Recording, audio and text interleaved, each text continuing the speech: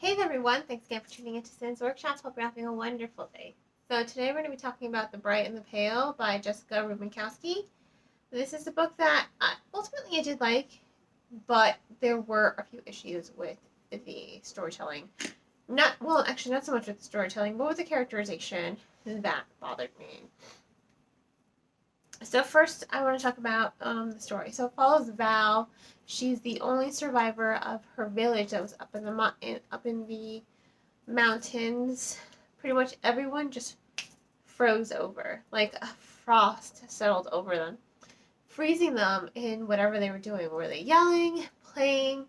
They're frozen, absolutely frozen.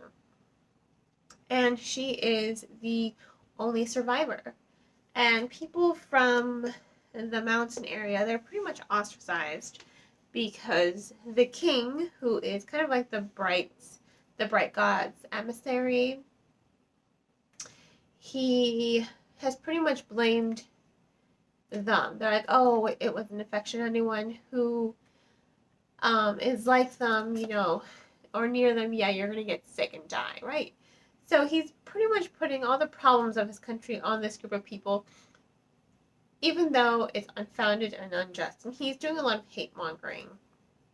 So Val, she dyes her hair. She works for Thieves Guild. She was sent on a mission. It goes bad. And to steal, she had to go steal something, right, for her guild master, who has treated her like a mother would. And of course it goes wrong. And she gets caught up in this whole, we have to go back to the mountain to get this precious metal that you guys used to mine. And at first she doesn't want to do it, and then she realizes, this is just a really rough summarization of it. At first she doesn't want to do it, but a former partner of hers that she loved, that she thought was dead, turns out to be alive and with this guy. And this guy who enlists her, he's also a former soldier. So she doesn't quite like him, she doesn't quite trust him, but she's like, okay, fine, we'll do it. And I liked the story. Don't get me wrong, I did like the story.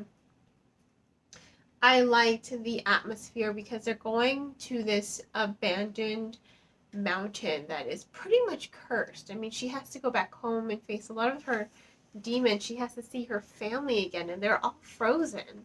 Literally frozen, eating soup, yelling, running. She has to go back home where she's the only survivor. And for her, it's such a struggle.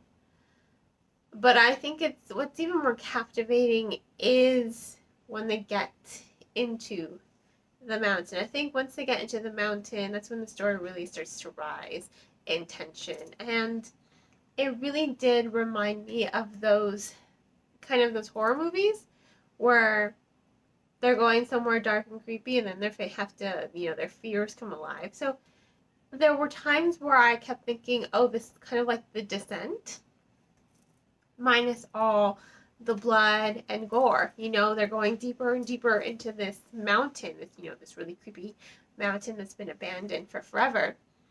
And a lot of weird things start to happen to Val, our main protagonist, and you're just kind of wondering what's real, what isn't.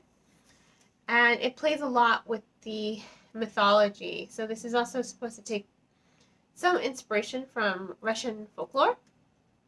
You have the pale god and you have the bright god. And the mythology in this novel is they are brothers. And at first they were loving, and then they started fighting, nearly destroyed the world, and the bright god locked his brother deep beneath a mountain. Turns out it was her mountain, her home, where they were mining the coal. And that's why a lot of mysterious and eerie things kind of start happening. And I liked that atmosphere. I really do think the author did a really good job creating the atmosphere for this story. However, what I think the story falters with is the characterization.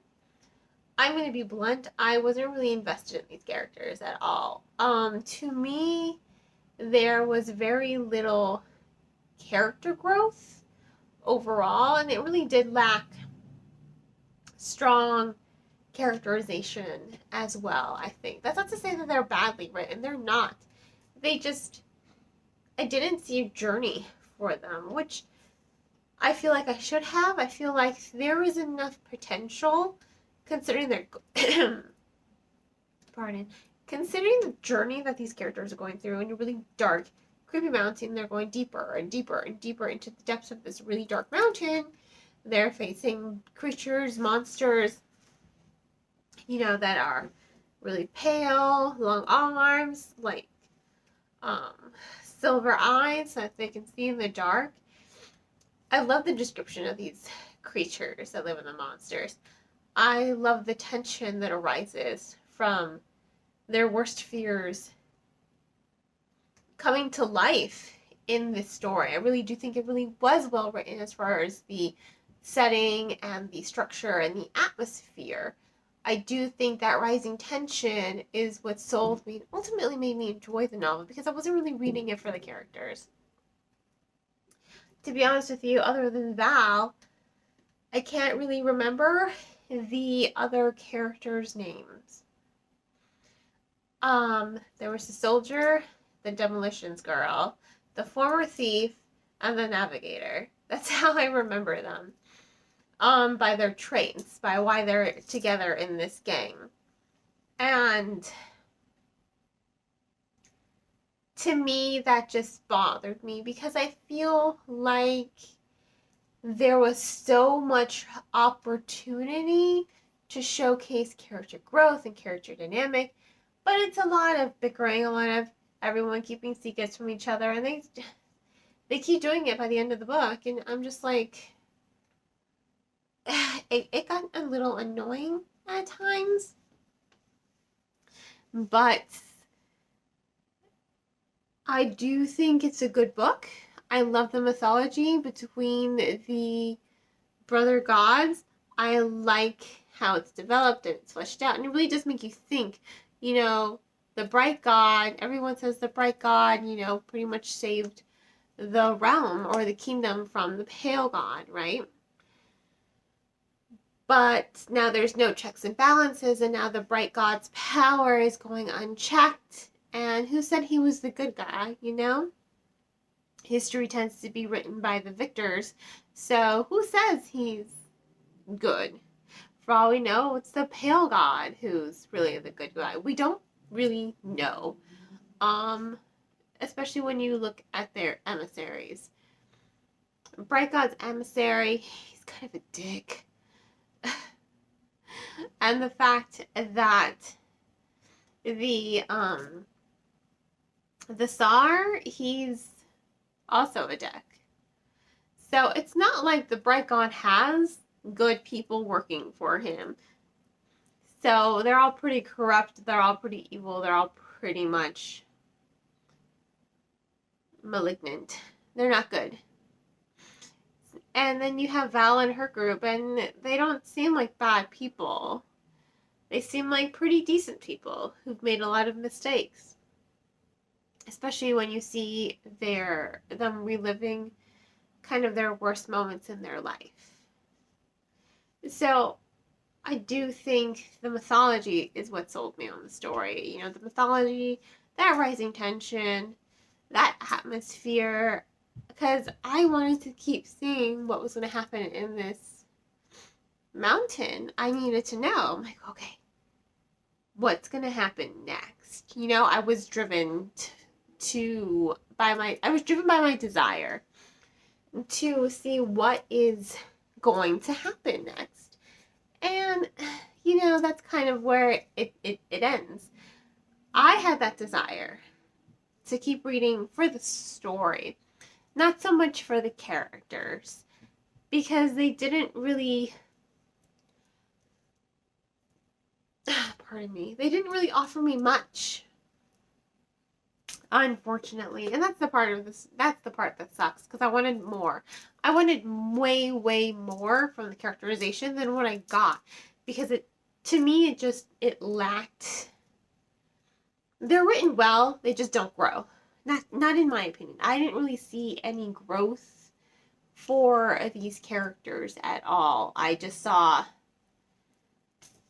characters just playing out the story, really.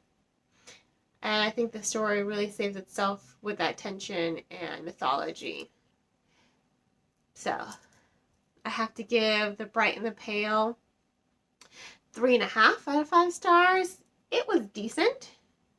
I think that there's potential for a sequel to improve on the characterization, because that's really the only area in the story that was flawed for me. I think if the characterization and character development had been on point, the novel would have been exceptionally better, possibly 4 or 5. Unfortunately, to me, it's just a 3.5 star book because I was not invested in those characters. I like characterization and growth. It's one of my things. But you know what? That's just my opinion. I do recommend purchasing the book from your local online book retailer, preferred online book retailer, or local bookstore in your neighborhood. Check it out yourself. Just because I wasn't a huge fan of the book doesn't mean you won't be. And for all I know, you'll probably see characterization that I didn't. We all interpret books and literature in completely different ways. So I do think it is worth the read. 3.5 stars. I do think it's worth it. Especially if you like thrillers and a lot of mystery. This novel really does offer that. Especially when they go on that mountain. I mean, I was driven to see how the situation in the mountain was going to play out. So, I recommend it for that.